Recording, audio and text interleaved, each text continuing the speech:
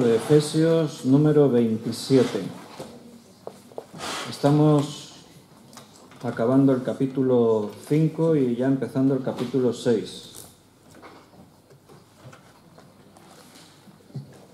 La semana pasada habíamos estado hablando acerca de la alabanza, la adoración con la música, porque justo ahí salió el tema. Y claro, son tantos temas que en una carta como Efesios se tocan, ¿no? Pues que nos tenemos que parar y no tenemos prisa. La intención pues es eso, es sacar toda la enseñanza que la palabra de Dios tiene y recibir el alimento espiritual.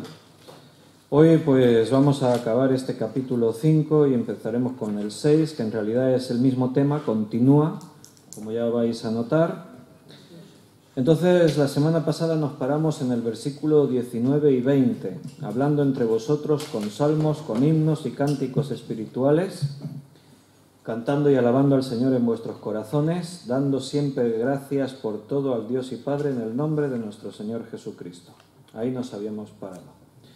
Si a veces os vais con preguntas, porque ya se nos hace la hora, entonces no esperéis al final. Si tenéis alguna pregunta o alguna cosa, podéis hacerlas, ¿eh? No pasa nada, porque si nos tenemos que detener en algo, nos detenemos y vemos todo aquello que realmente sea interesante, si hay dudas, si alguna cosa, ¿vale?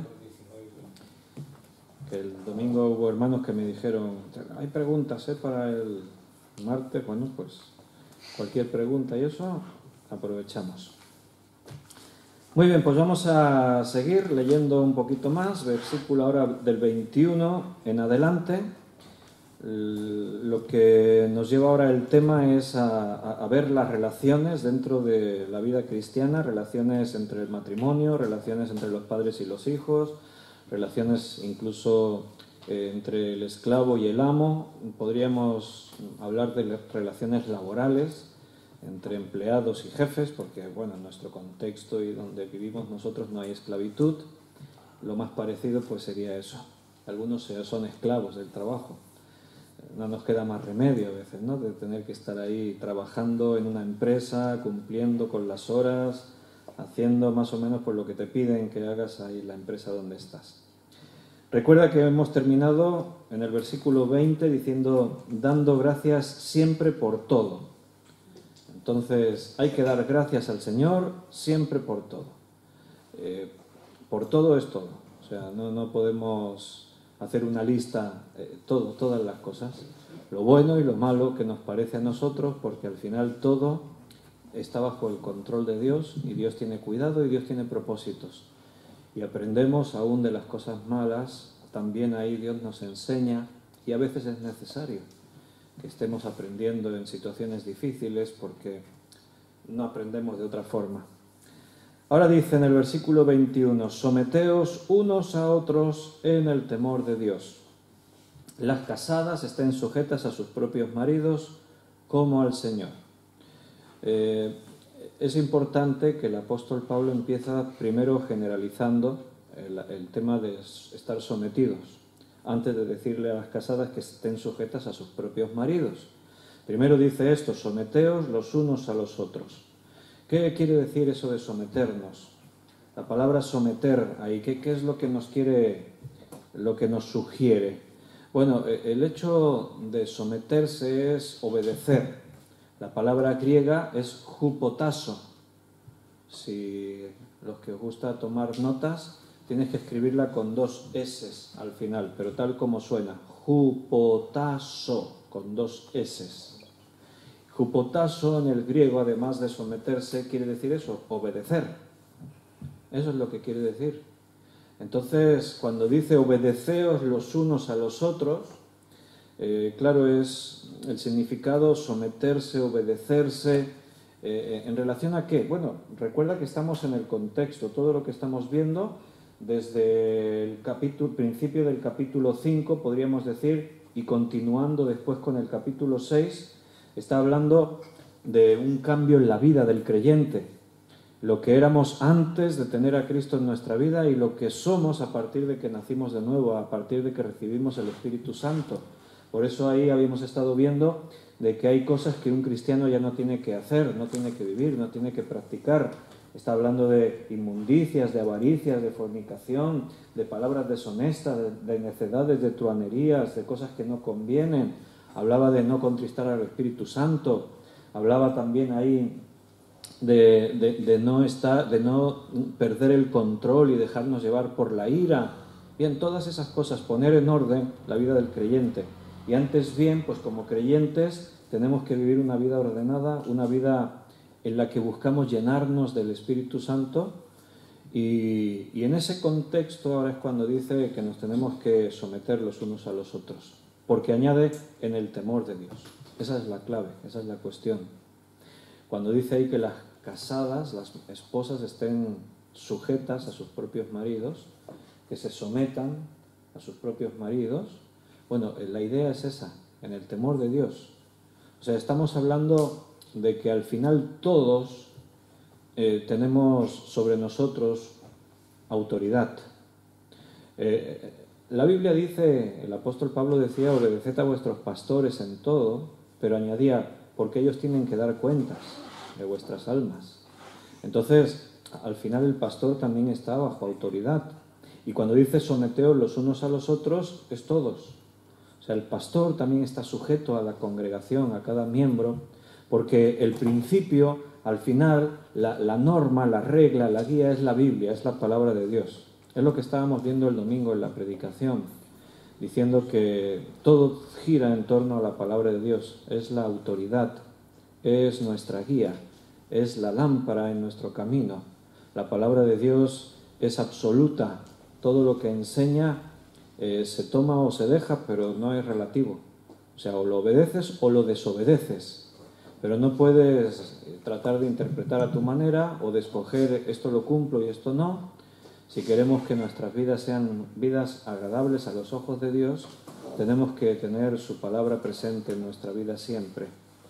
Y cuando nos obedecemos los unos a los otros en el temor a Dios, pues es bajo esta perspectiva de la palabra de Dios.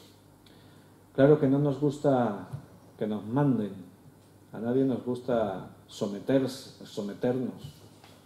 Eso de que alguien me diga lo que tengo que hacer, pues no nos gusta a nadie. Pero hemos decidido obedecer por voluntad propia. Antes estábamos diciendo, ¿no? El domingo predicamos de lo importante que es reunirnos entre semana, y hoy falta más gente. Decíamos, parece que cuando hacemos énfasis en que nos tenemos que reunir más, no es que veamos alguna cara nueva, es que algunos no pudieron, no sabemos por qué algunos no están. Algunos dijeron en un mensaje, no podemos ir hoy, está bien. Pero yo tengo siempre la esperanza de decir, a ver, algunos que yo sé que pueden venir, igual vienen este martes, igual el Señor les tocó el corazón, igual escucharon ahí la palabra del Señor, pero después me decepciono, me desilusiono. Digo, no, parece que el Señor no les tocó. A mí me preocupa como pastor, porque yo sé que cuando vivimos vidas fuera del orden de Dios, pues no podemos esperar que todo nos vaya bien. Yo cuando oro por mis hermanos y veo que hay hermanos con enfermedad, veo que hay hermanos con problemas económicos, veo que hay hermanos con problemas personales, familiares, de relaciones, etcétera, etcétera. Claro, yo oro por ellos, pero en mi oración está que esa persona realmente ponga en orden su vida. Porque ¿qué te puedo aconsejar yo cuando tú estás menospreciando la iglesia de Cristo o las cosas de Dios y estás en enfermedad o de otra manera? El domingo leíamos aquel texto, primero porque participamos de la Santa Cena, este domingo tocaba, y segundo porque estábamos hablando acerca de la enfermedad. Y leímos en 1 Corintios capítulo 11, allí por el versículo 20 y tantos, que cualquiera que come indignamente, sin discernir el cuerpo del Señor, juicio come y bebe para sí, por lo cual hay muchos enfermos entre vosotros, decía el Señor, y algunos duermen. O sea, hasta había muertes por causa de vivir indignamente las cosas de Dios. O sea, dignificar lo que es de Dios es darle todo el honor, todo el reconocimiento. Cuando yo digo que soy parte del cuerpo de Cristo, cuando hablamos de que Cristo es el esposo, el Señor, el dueño de la iglesia, cuando yo reconozco que la Escritura dice que Él edifica la iglesia, que la iglesia es suya porque Él la compró con su sangre, que todo lo que ocurre en la iglesia está bajo su control, de que tiene que ser una prioridad siempre las cosas de Dios, y de pronto pues yo veo que un creyente menosprecia eso y vive en enfermedad, vive en situaciones de crisis, está ahí, ¿qué puedo aconsejarle? Voy a orar por ti para que se te quiten todos tus problemas, pero ordena tu vida, porque si no, cuando tú tienes toda tu vida en orden, cuando tú estás poniendo las cosas de Dios en primer lugar, cuando tú, no somos perfectos, siempre podemos hacerlo mejor, pero hay una medida, hay algo muy evidente. Y cuando yo no soy capaz de lo mínimo estar cumpliendo con lo mínimo, entonces, hermano, tenemos que entender que Dios tiene que tratar con nosotros, porque Dios al que ama, disciplina. Entonces, tenemos que entender que no nos estamos sometiendo los unos a los otros. Ese es un mandamiento, someteos los unos a los otros. Yo no mando sobre nadie. Mi autoridad es la del Señor. Yo estoy bajo autoridad. Y cuando yo digo algo, hermanos, tenemos que reunirnos, tenemos que hacer esto, tenemos que orar más, tenemos que hacer... En realidad, yo soy un intermediario. A quien hay que darles cuentas es a Dios. Estábamos viendo también el domingo acerca de la murmuración. Cuando el pueblo murmuró contra Dios, en un momento dado Dios le dijo a Moisés para probarle: déjame que destruya este pueblo y a ti te pondré sobre un pueblo mejor. Y Moisés oró a Dios: no, por favor, ten misericordia de ellos. No hagas este agravio. No permitas que nuestros enemigos digan: para esto los sacó de Egipto, para destruirlos ahora aquí, en este lugar. O cuando Aarón y María, aún los propios hermanos de Moisés, murmuraron contra Moisés, por eso Números se conoce como el libro de la murmuración. Yo me pongo en la piel de Moisés y digo: qué duro debía haber sido para este hombre. Porque dice que todo el pueblo murmuraba contra él. Aún aquellos en los que él podía haber confiado, que eran sus propios hermanos, Aarón como sacerdote, aún María, y murmuraron contra él, dice, a causa de la mujer cusita que había tomado. La cuestión es que ahí estaba Moisés solo, todo el mundo hablando a sus espaldas. ¿Qué le decía Aarón y María? Ay, ¿no habla Dios también a través de nosotros? Entonces, ¿por qué tenemos que siempre obedecer a Moisés? Mira, se ha tomado a una mujer que ni siquiera es hebrea.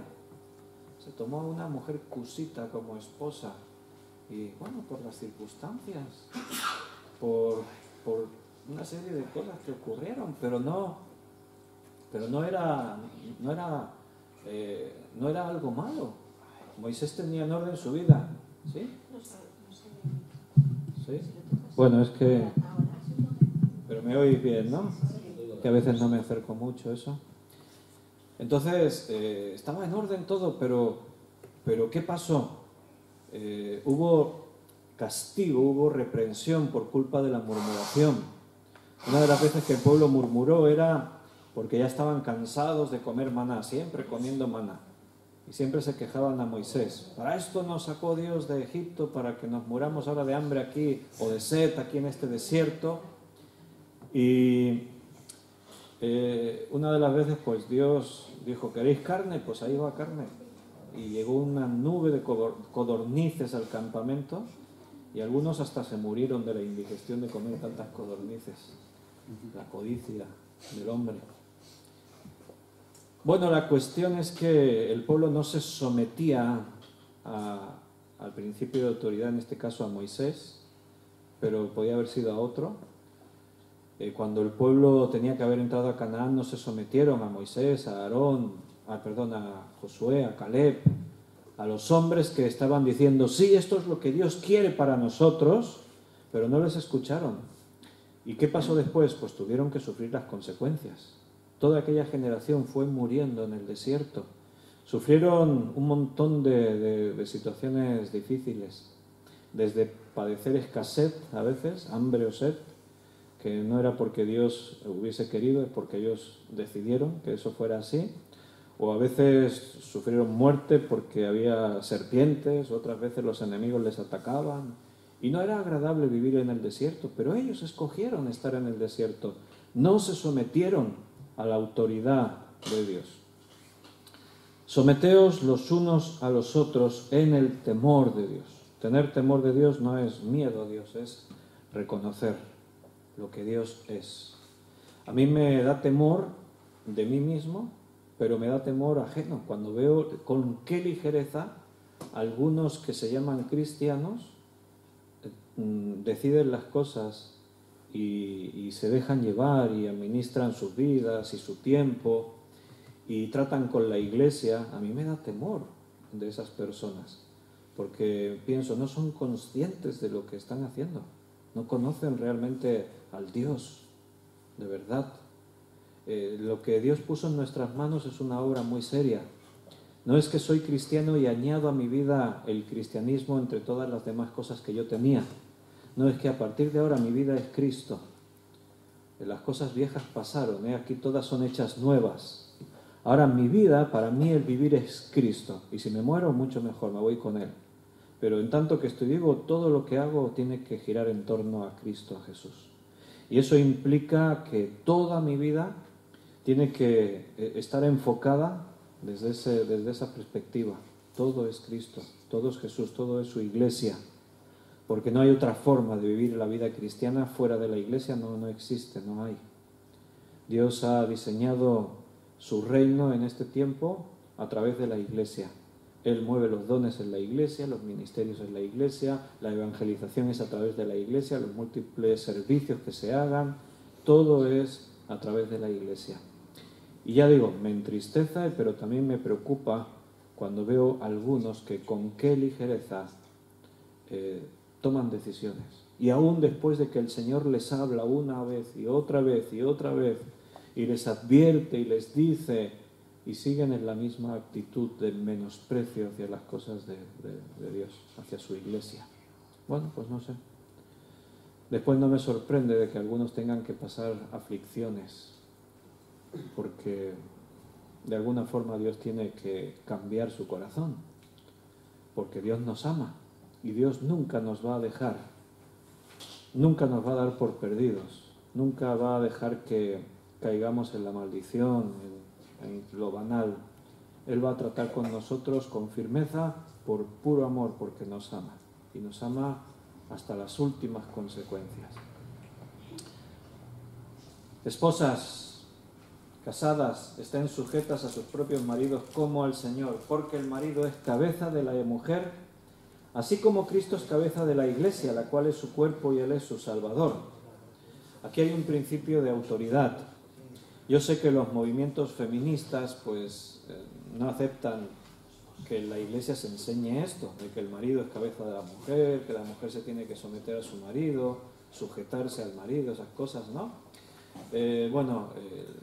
Las hermanas creyentes que son maduras en el Señor evidentemente conocen la Escritura, no ven aquí ningún tipo de menosprecio a su persona, de limitación. Aquí lo que se establece es un principio de autoridad. Y es claro porque habla de que el Cristo es la cabeza de la iglesia, pero allí también en Corintios y en otros lugares, cuando está hablando de esto, de que Cristo es cabeza del hombre, o que es cabeza de la iglesia, también se cita de que el Padre es cabeza de Cristo. Y nosotros entendemos de que el Padre y Cristo son iguales en atributos, en derechos, en honor, en gloria, en poder, en todo. Pero hay un principio de autoridad por cuanto Cristo se despojó de su gloria y de su honra, se hizo hombre, entonces se estableció una relación. La expresión padre e hijo nos está hablando de ese principio. Es un lenguaje antropomórfico, o sea, un lenguaje que usa la forma humana para ayudarnos a entender cómo Dios está obrando y cómo Dios trata con nosotros. Entonces, cuando habla de que el Hijo y el Padre, quedamos con la idea de que el Padre está por encima del Hijo, pero es en cuanto a la forma, al principio, al orden establecido. Cuando Cristo se hizo Hijo y se hizo hombre, se despojó de su gloria y de su honra, entonces Él en la tierra dejó su parte divina y tenía total dependencia del Padre. Cuando Él se sacrificó en la cruz, la ofrenda era hacia el Padre, Él la ofreció al Padre. El sacrificio era un reconocimiento de amor por nosotros, pero era un acto de ofrenda hacia Dios y Dios aceptó esa ofrenda. Dice la Escritura que por cuanto Cristo obedeció, le agradó al Padre la obediencia. Entonces, ese es el principio. No es mejor el padre que el hijo, no es mejor el esposo que la esposa, porque dice, él es cabeza, la esposa se tiene que sujetar. Es un principio de orden. Y bueno, en ese principio de orden se entienden muchas cosas. Primero, recuerda que hemos dicho someteos los unos a los otros. Yo os preguntaría, ¿el marido tiene que someterse a su esposa? Sí, se tiene que someter igual. ¿Bajo qué autoridad? La palabra de Dios. O sea, si el esposo está haciendo algo desordenado, la esposa tiene autoridad para decirle, esposo, mira, la palabra de Dios dice, y tú no lo estás haciendo, o lo estás haciendo mal. O sea, no es que, como aquí dice en la Biblia, casadas tenéis que estar sujetas a vuestros maridos, ahí el marido manda, hace lo que quiere y la mujer calla y obedecer. No es eso lo que enseña la Biblia. Además, ahora hay otra parte que ahora le toca al hombre. Ahora le ha dicho a las esposas, pero más adelante en el versículo 25 dice, maridos, amad a vuestras mujeres así como Cristo amó a la iglesia y se entregó a sí mismo por ella. Tiene que haber una entrega del esposo hacia su esposa, porque el principio es el amor. Cuando dice que tenemos que amar a nuestras esposas como Cristo amó a la iglesia, bueno, la pregunta es, ¿hay algún amor más grande que ese? ¿Verdad que no? ¿Qué hizo Cristo por su iglesia? Se entregó por ella, lo dio todo por ella. No vivió para sí nada. Cristo no se guardó nada para sí, no pensaba en sí mismo antes que en la iglesia. Él lo dio todo por nosotros, todo, se gastó enteramente por amor a nosotros. Entonces, ese principio de orden que se establece aquí en estos versículos, si lo obedeciésemos en el entorno matrimonial, la verdad es que no habría problemas. El matrimonio sería un matrimonio de crecimiento constante, de bendición. Recuerda que la idea de cuando Dios diseñó la familia cristiana, el matrimonio, fue porque no era bueno que vivamos solos, separados. No es bueno que el hombre esté solo, haremos ayuda idónea para él. Entonces fue un complemento el hombre y la mujer. O sea, nos complementamos, estar juntos nos enriquece, nos hace vivir más completos. Esa es la idea. Tristemente, en la realidad y por culpa del pecado que entró en el mundo, el matrimonio no siempre suple ese principio que Dios estableció de ser una ayuda, de ser una unión, de vivir en ese vínculo de amor, de entrega el uno hacia el otro.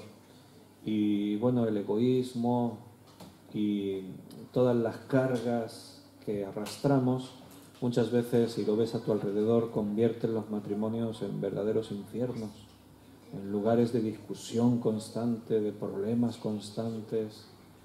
Y solo Dios puede sanar eso, solo Dios puede cambiar la lucha por la paz, solo Dios puede hacer el milagro de que realmente estemos dentro del orden que Él ha establecido. Estos temas los hemos desarrollado ya en reuniones de matrimonios y de hombres, no sé las reuniones de mujeres lo que hablan, porque como no vengo, pero ahí están también tratando cosas. Muy bien, muy bien. No hay conspiraciones, ¿no?, contra los maridos y los hombres. Bueno,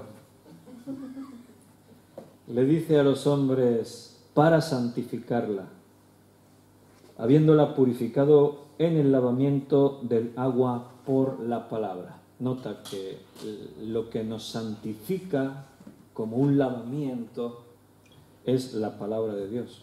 Y el marido es responsable en su matrimonio, en su familia, de que la palabra de Dios tenga el lugar de preeminencia que tiene que tener. El marido tiene que velar, como es cabeza en su hogar, tiene que velar por las cosas espirituales en su hogar. No siempre ocurre así y no tiene por qué ser un problema. Bíblicamente tenemos algunas excepciones. Por ejemplo, ahí había un matrimonio al que Pablo reconocía como líderes en la iglesia. Se llamaban Priscila y Aquila. Y siempre el apóstol Pablo mencionaba primero a la mujer antes que el hombre. Y eso es muy significativo porque en una sociedad judía tan machista como era, no era propio, no era natural que cuando hablases de un matrimonio mencionases primero a la mujer antes que al hombre. Era algo que sobresalía.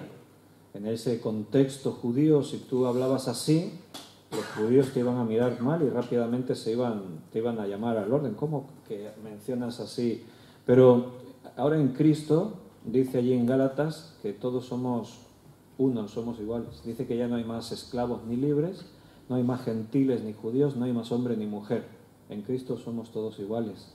Por eso textos como este se tienen que entender en todo ese contexto bíblico, de que las casadas estén sujetas a sus maridos, no es por una cuestión de importancia o de menosprecio o de machismo, como era en la sociedad judía, sino por un principio de orden.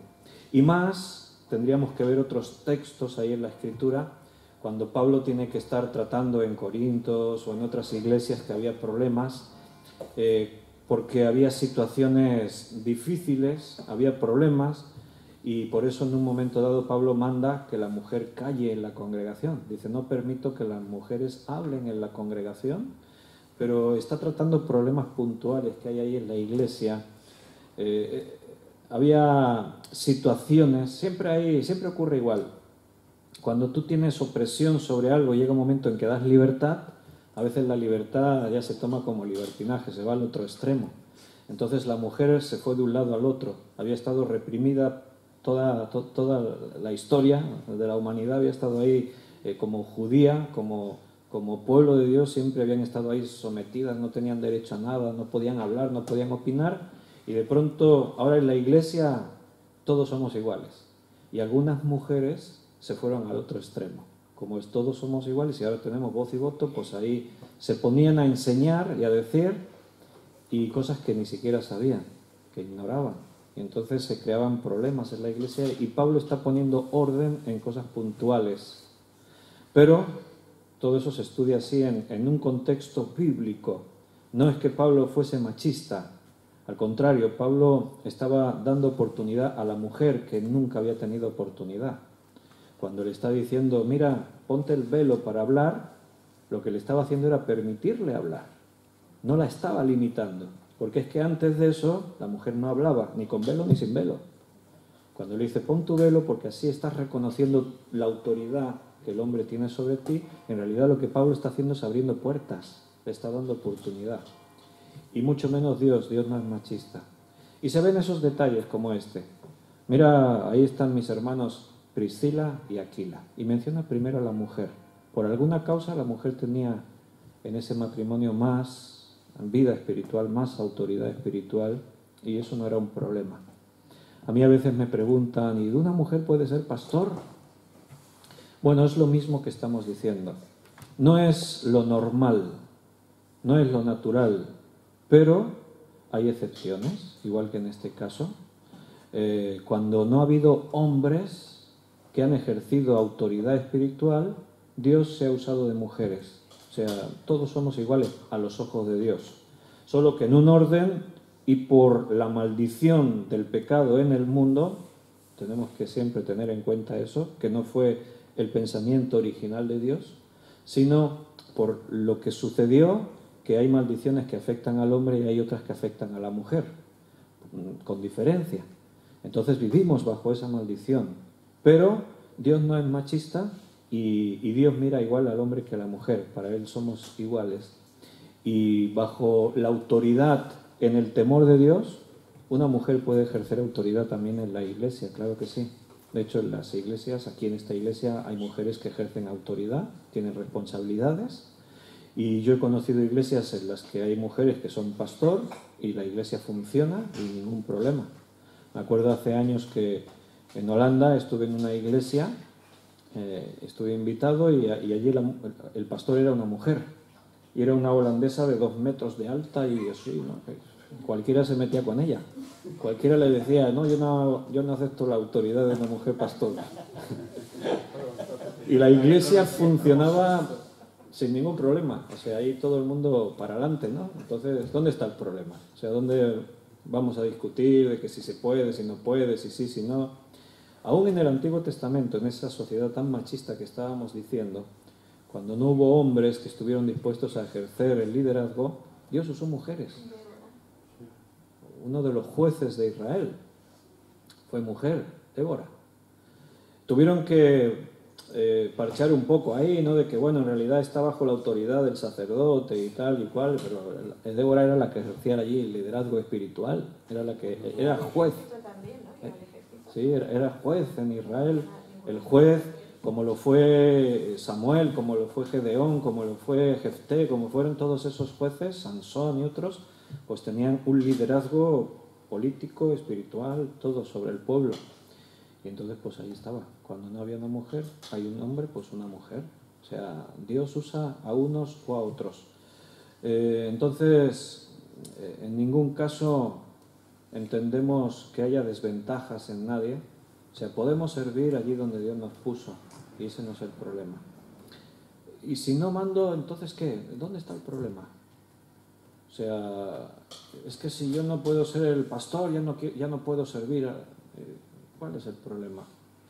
Piensa que Josué, por ejemplo, él fue el segundo durante 40 años.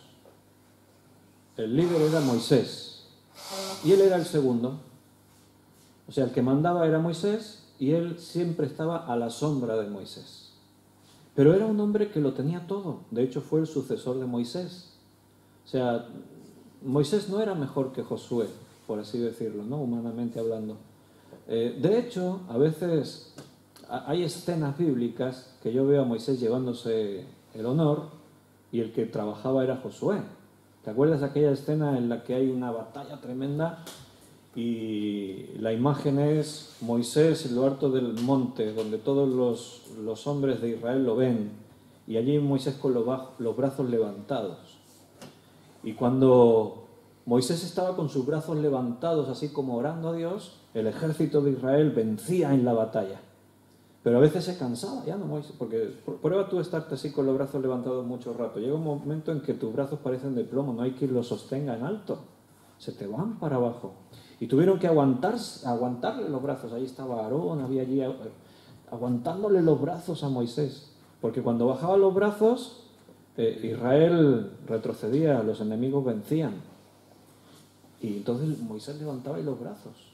Qué hombre de Dios, ¿no? Moisés ahí con sus brazos levantados. Pero el que estaba al pie del ejército, el que dirigía las tropas era Josué. Allí estaba, en medio de toda el sudor y la sangre y el esfuerzo y la lucha, estaba allí Josué, dándolo todo, llevando a sus hombres adelante, vamos, adelante, y todos allí peleando, pero el honor se lo llevaba a Moisés, que estaba allí en la montaña. Hombre, es que tiene los brazos levantados y se le cansan.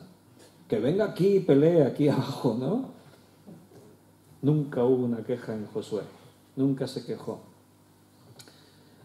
Una vez a un director de orquesta le preguntaron que cuál es el instrumento más difícil de tocar en la orquesta y el director dijo el segundo violín. Y el que le preguntó le dijo, ¿cómo que el segundo violín? Será el primero el más difícil, ¿no? Es el que lleva el peso de la obra, es el que hace los solos, es el que, como falla, es el que se nota. En cambio, el segundo violín lo que está haciendo es reforzar al primero, acompañarle, le adorna. Dice, por eso mismo es el más difícil, porque para ser segundo violín hay que ser tan bueno como primer violín, y no todo el mundo quiere ser segundo violín, todos quieren ser el primero. Entonces, ser el segundo, parece que nadie quiere serlo. Pero ¿dónde está el problema? Es que yo tengo cualidades para estar ahí, en el liderazgo. Yo tengo capacidad para mandar mi ministerio. no hemos sido llamados a eso. Hemos sido llamados a someternos unos a otros, a obediencia, allí donde Dios te ponga. Lo importante es que yo sé que estoy sirviendo a Dios, donde Dios me dijo. Sea limpiando, sea predicando, sea orando, sea atendiendo a los hermanos más débiles, aconsejando, consejería, tratando con la enfermedad, con ayuda social. Al final, el fin de todo eso es la predicación del Evangelio para la salvación de las almas. Ese es el objetivo principal de todo lo que hagamos en la Iglesia, ir y hacer discípulos. Entonces, da igual donde Dios te ponga, porque Dios ve tu fidelidad allí donde tú estás. Y quien nos recompensa es Dios, no son los hombres. Nunca esperes la recompensa de los hombres, el reconocimiento de los hombres. Porque por mucho que hagas, por mucho que des, nunca te van a reconocer. En cambio, a ti te tiene que preocupar que Dios sabe dónde estás, lo que haces, por qué lo haces, si tu motivación es el amor, si todo lo que tú eres está enfocado en tratar de honrar el nombre de tu Dios. Eso es lo importante. Pero en este mundo no pasa así, y ahí están los conflictos, ¿no? Bueno, lo que estamos diciendo ahora, estos versículos. Las casadas estén sujetas a sus maridos en todo, dice en el versículo 24. Bueno, dilo esto, lo cuelgo yo en Facebook y ya verás la avalancha de comentarios que iban a venir luego, ¿no? De machista, de no sé qué, un montón de historias. Pero lo que el esposo quiere es santificar a su esposa, purificándola en el lavamiento del agua por la palabra, a fin de presentársela a sí mismo una iglesia gloriosa, que no tuviese mancha ni arruga ni cosa semejante, sino que fuese santa y sin mancha. Esa es la iglesia de Cristo. Así tiene que ser la esposa, nuestra esposa, y los esposos para con sus esposas también tienen que ser esposos que aman, que se entregan, que lo dan todo, que honran a sus esposas y las santifican. Ellos viven vidas de santidad también. Es todo, está ahí todo mezclado. Yo no puedo exigir santidad no a mi esposa, ya a la iglesia, si yo no intento vivir en santidad. O sea, yo no puedo decirle a los hermanos, como decía el domingo, tenemos que reunirnos también el martes entre semana. Imagínate que yo no viniese los martes, ¿no? Pues, ¿qué autoridad tendría? ¿No? Ninguna. O sea, tenemos que someternos los unos a los otros. Y bueno, lo que queda del capítulo 5 pues sigue en torno a este tema. Dice en el versículo 28, así también los maridos deben amar a sus mujeres como a sus mismos cuerpos. El que ama a su mujer a sí mismo se ama, porque nadie aborreció jamás a su propia carne, sino que la sustenta y la cuida, como también Cristo a la iglesia. Es una idea que aparece en muchos lugares en la Escritura, cuando decía amarás a tu prójimo como a ti mismo, o aquí en este lugar que dice que tenemos que amar a nuestras esposas y cuidarlas como si fuera nuestro cuerpo. Claro, ¿qué es lo que más cuidas? ¿Qué es lo que siempre, a qué le prestamos más atención, más cuidado? Bueno, nuestro propio cuerpo. O sea, cada uno mira por sí mismo. Cuando tú haces cualquier cosa, la estás haciendo siempre, podríamos decir que es un principio egoísta, porque gira en torno al ego. O sea, todas nuestras acciones siempre las hacemos pensando en nuestro bienestar, en nuestro bien. Cuando tú llegas y dices, me voy a tumbar un rato, ¿por qué lo haces? ¿Para bendecir al vecino? No, porque para darle un gusto a tu cuerpo. Ahí te tiras ahí a la cama o al sofá y dices, qué bien que estoy aquí. Qué calor que hace, me voy a tomar algo fresquito. Te lo bebes y qué bueno, ahí todo tan fresquito. Ahora en invierno me voy a hacer ahí calentito, un vaso de leche, una infusión, me voy a tomar un cafelito calentito. Cuando tú vas al restaurante, ¿no? Dices, venga, hoy vamos la familia, vamos a ir al restaurante a comer. Y llegas allí, coges la carta, estás mirando y ¿qué escoges? Voy a coger esto que le gusta a mi mujer. Coge lo que a ti te gusta. O sea, que mi mujer que coja lo que le gusta a ella. Pero tú piensas en ti, piensas en lo que te agrada, piensas en lo que te sienta bien, piensas en aquello que es bueno para tu cuerpo. Esa es la idea. Que vivamos así pensando en los demás. pensando en el prójimo, o en este contexto, pensando en el cónyuge. Esto es para las esposas y para los esposos. O sea, yo tengo que vivir siempre pensando en las necesidades de mi pareja. ¿Qué es lo que a ella le interesa o a él? ¿Qué es lo que le gustaría? Dice, hay un principio que es universal, pero evidentemente en el matrimonio funciona, es necesario. Es un principio, es una ley que Cristo dijo, y es que hagamos con los hombres aquello que nos gustaría que los hombres hagan con nosotros. O, en versión negativa, no hagamos con los demás lo que no nos gustaría que hagan con nosotros, ¿verdad? Ese es un principio que en la relación de iglesia, de familia o de pareja, que evidentemente es íntimo y es donde más importante es, tenemos que llevarlo a la práctica, tenemos que vivir de esa manera, siempre pendientes de la otra persona. Normalmente nos descuidamos porque la rutina,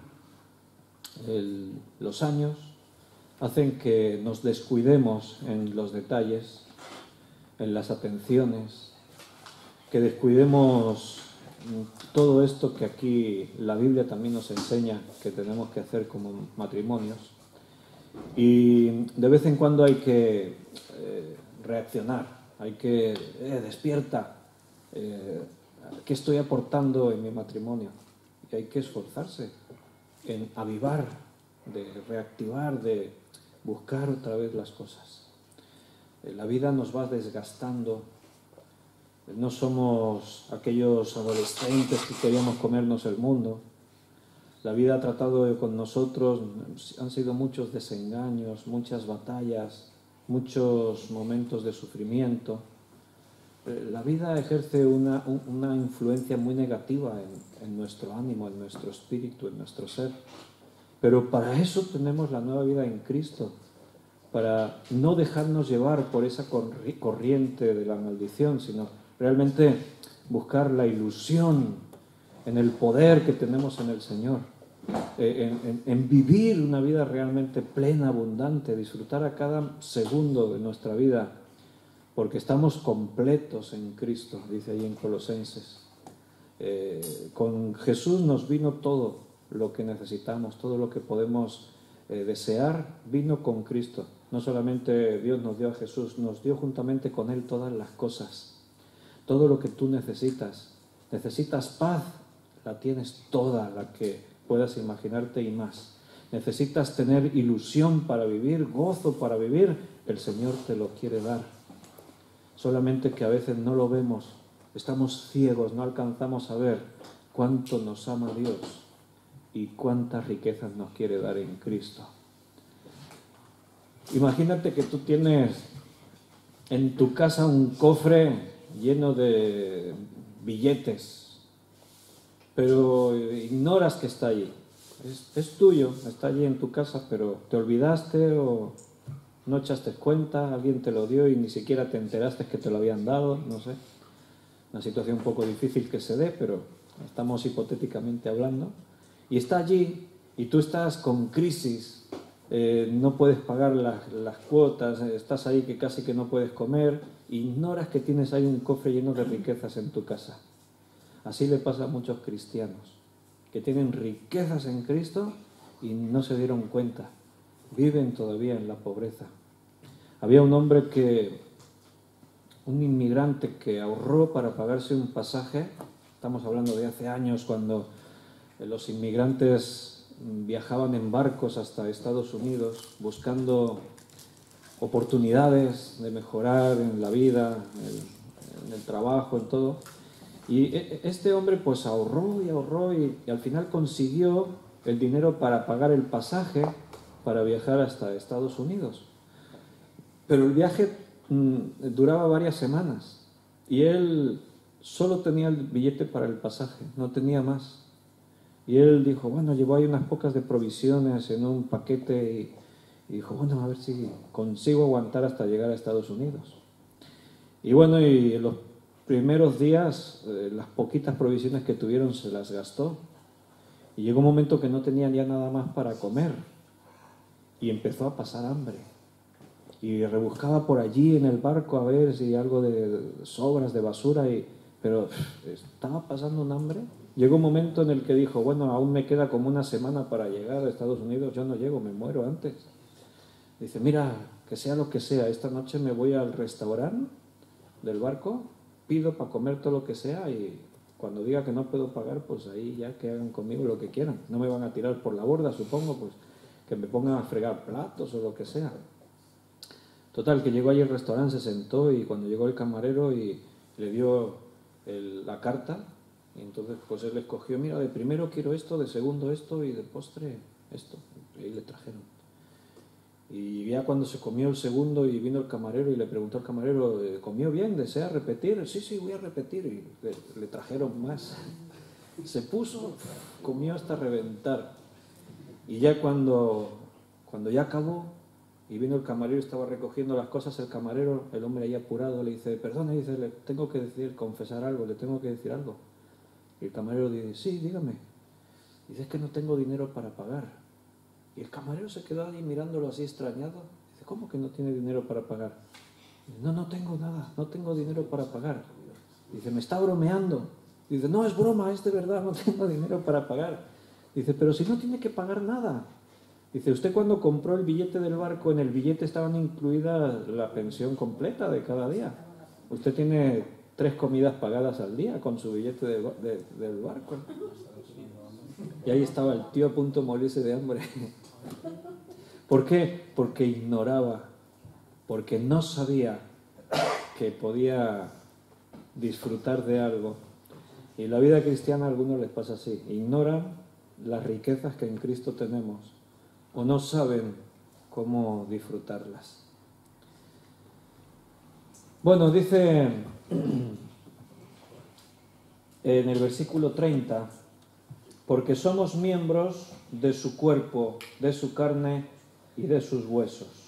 Está hablando de la iglesia de Cristo, la está usando como una metáfora del matrimonio cristiano, y dice, y por eso dejará el hombre a su padre y a su madre, y se unirá a su mujer, y los dos serán una sola carne.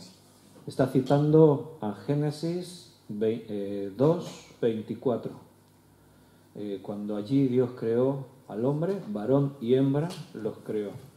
Y cuando, después de que fue creado Adán, y dice que Dios tomó de la misma sustancia, del mismo cuerpo de Adán, y de ese mismo cuerpo formó a la mujer, y dice que el primer momento cuando Adán vio a Eva, ¿te imaginas la escena?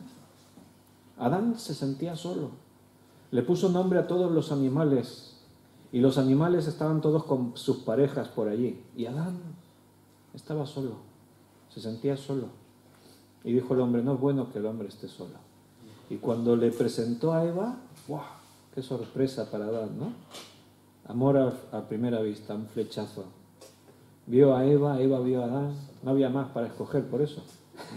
Estaban los dos solos, no había otras cosas. La lista del WhatsApp de Adán era muy corta. Eva, y Eva, Adán, no había más. Era una lista corta de WhatsApp. Y amigos de Facebook, pues imagínate. Eva y tú ahora sois amigos.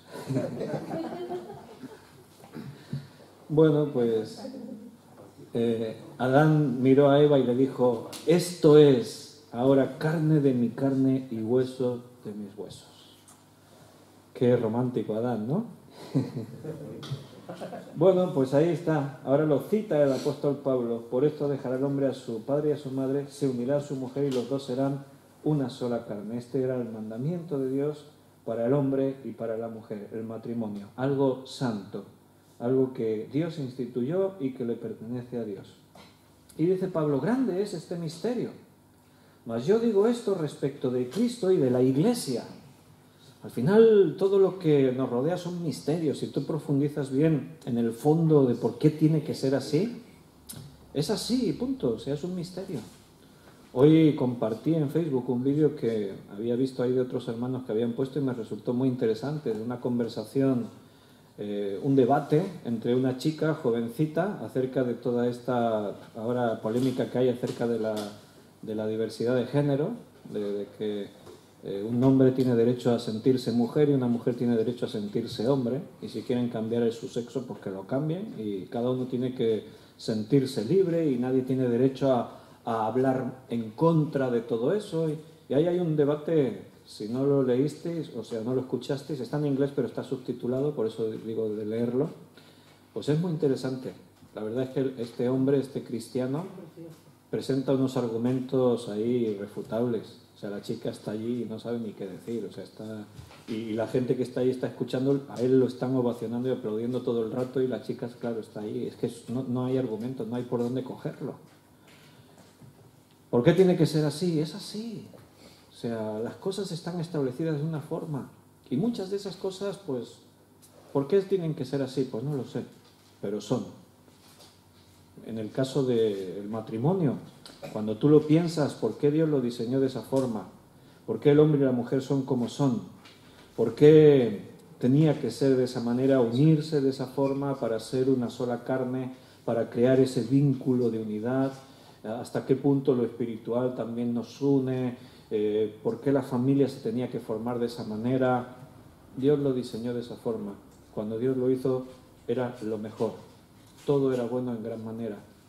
El pecado lo trastornó todo. Entró la maldición en el mundo con el pecado.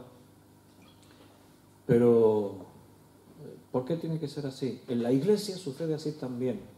Y puede ser un misterio. Un misterio es algo que no entendemos, algo escondido, algo que no se entiende del todo. Pero lo aceptas. A nuestro alrededor hay un montón de cosas que para mí son un misterio. El móvil, eso es un misterio. Tú abres el móvil por dentro, ¿qué es un móvil? Está todo lleno de circuitos, de chips, de cosas. ¿Ya no qué? Ya no tiene circuitos. No tiene circuitos. Bueno. Microchips y un montón de cositas ahí. Pero al final todo eso es materia, es plástico, es metal, diferentes tipos de plásticos, de metales, de conductores.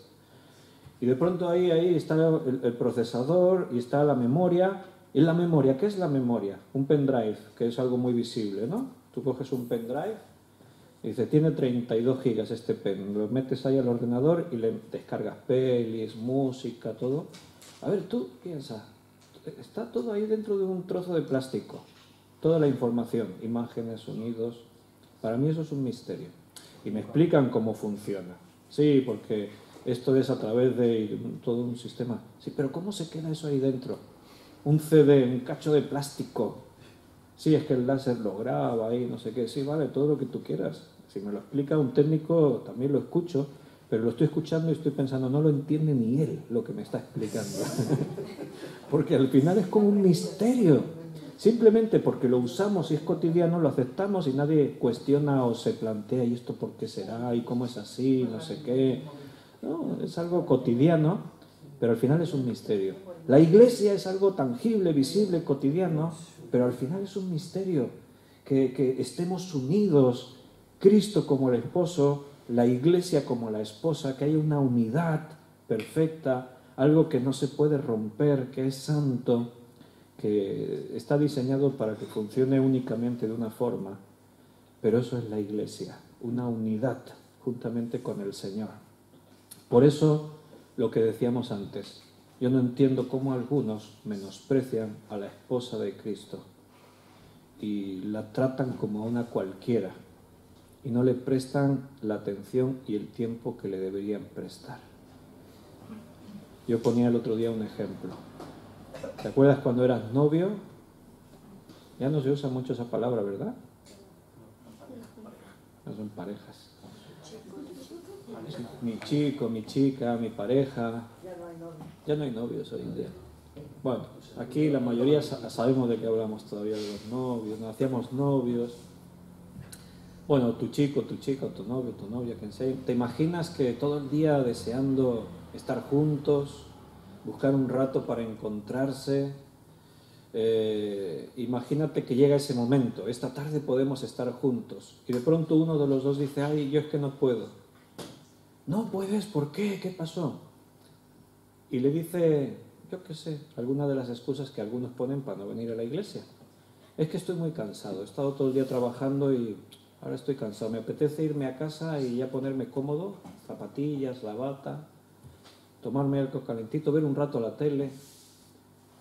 ¿Qué pensarías si tu novio, tu novia, tu chico, tu chica, tu pareja te hubiesen dicho así? Ya no me quiere, ya no tiene ilusión, yo estoy que me desvivo por verlo, y ella dice que no le apetece, que está cansado, que no sé qué. O imagínate que, no, es que he quedado con unos amigos, no podemos vernos porque he quedado con unas amigas. ¿Pones a los amigos antes que a mí? Y no sé qué. Eso cuando eres novio luego ya no pasa. No, no, eso era...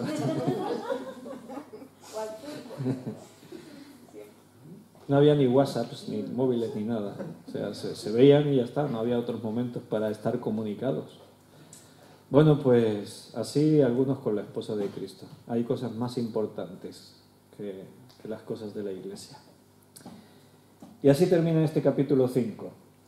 Por lo demás, cada uno de vosotros ame también a su mujer como a sí mismo, y la mujer respete a su marido. Y el capítulo 6 no cambia el tema, continúa, solo que ahora la atención pasa a los hijos y a los padres. Hijos, obedeced en el Señor a vuestros padres, porque esto es justo. ¿Qué hijos hay por aquí para aplicarles este versículo? Ahí levanta uno la mano. Muy bien. Yo también soy. Todos somos hijos.